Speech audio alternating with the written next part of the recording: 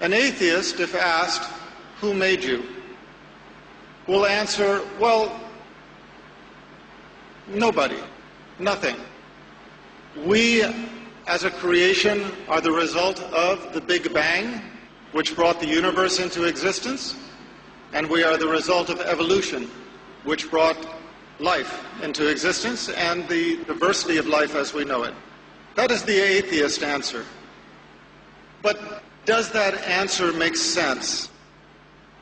I would submit that it does not, and here is the evidence. To begin with, let's look at the Big Bang. First of all, let's understand that the Islamic religion does not have any problem with the Big Bang. Islamic religion does not deny that the Big Bang happened. The Islamic religion, however, teaches that the Big Bang was under the control of the Creator. Now, which makes more sense? For us to believe that it was a random event, or that it was under the control of the Creator? To begin with, the Big Bang did not start with the explosion. The Big Bang started long before.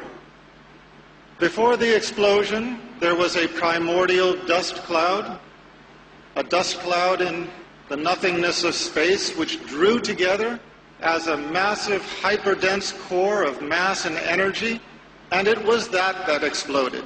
So, where did this dust cloud come from? Where did the primordial dust, where did the energy come from for this explosion? If there is one thing we know from science, it is that we do not get something from nothing. In the explosion, it was the greatest explosion in the history of our universe. It blew everything outward to the universe as we have it today, which is expanding as we know it. And yet we are to believe that this supposedly random event resulted in the perfection of the universe as we know it, whereas any other explosion results in destruction and chaos. We are to believe that the Big Bang resulted in the perfection of the universe as we know it. This is an example where science contradicts science. What do I mean by that? If you are going to explain the universe on the basis of science, you cannot have science contradicting the science that explains the existence of the universe. In science, there is a general principle called entropy. Entropy is the principle that unless there is a greater control over a process, the process tends to chaos. Now let's put it into real-world terms. It does not matter whether you are talking about your child's bedroom, the kitchen sink, your workplace, or a complex chemical reaction. If it is not under control, it generates into chaos. If your child does not clean up his room, if somebody does not control the dishes in the sink, if somebody does not control the chemical reaction, the result is going to be random and chaos. But we are to believe that the massive explosion of the Big Bang resulted in perfection and not chaos. This is an example where science contradicts science. In the same way, when the atheists explain our existence as living beings, they use the example of evolution, natural selection. First, there was a single-cell organism. From the single-cell organism evolved all of life as we know it. But you know, if there's one thing that we know from our lives, it is that if you look at something, you know where it came from.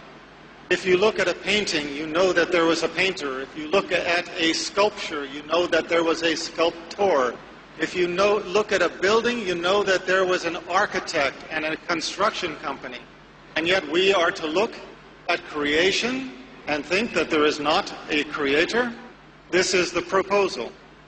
The proposal of the atheist is that we evolved by natural selection with the absence of a creator. But I have a question for those who put forward this theory.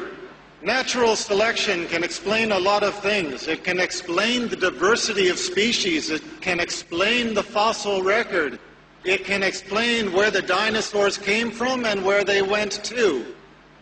But how can you explain where the soul came from?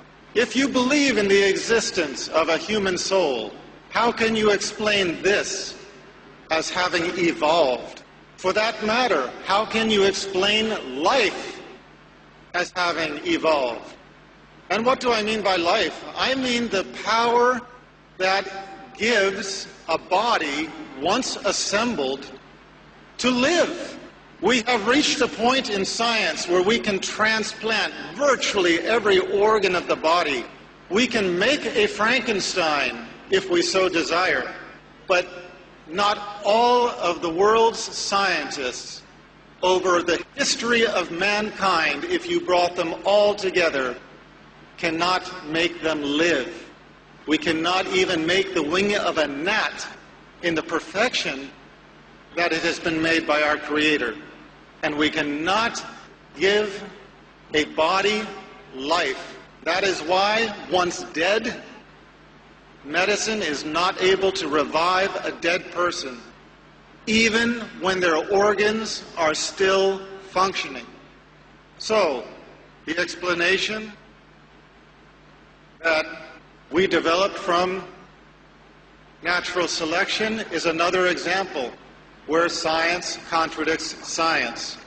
We have the example of millions of years of evolution or natural selection, and the proposal is that everything in our existence, if we don't have some control over it to keep it in order, everything degenerates into chaos.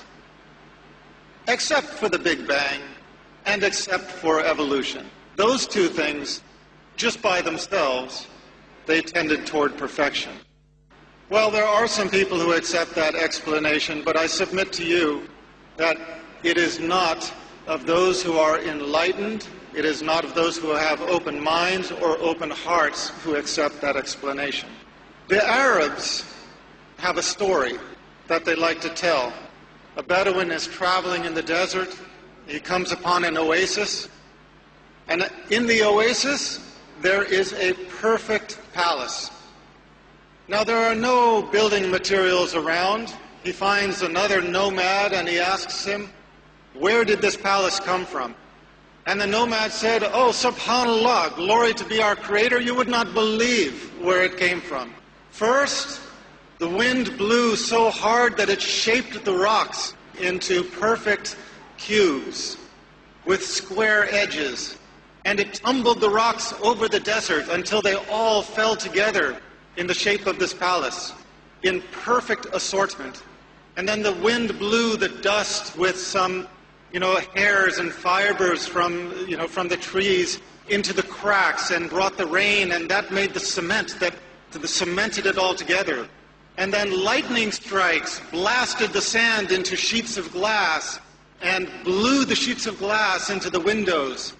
And then the elements took wood from the far corners of the earth and shaped it with the wind and the different force of the elements into furniture and into window trim and doors. And tornadoes and hurricanes carry it here and drop the doors into the door places, drop the windows and made the window frames, tumbled the furniture into the rooms. These strong winds took the fibers out of the backs of our sheep, wove them together into tapestries and carpets, and coated the floors with it. And all of this happened just in this one place on earth to make this perfect palace. When we begin thinking about it, we cannot help but roll our eyes and realize, come on, this guy is crazy. This is impossible. And yet what we are told to believe is that the Big Bang and natural selection, through the two most climactic events in the history of creation, accomplished something even greater than this.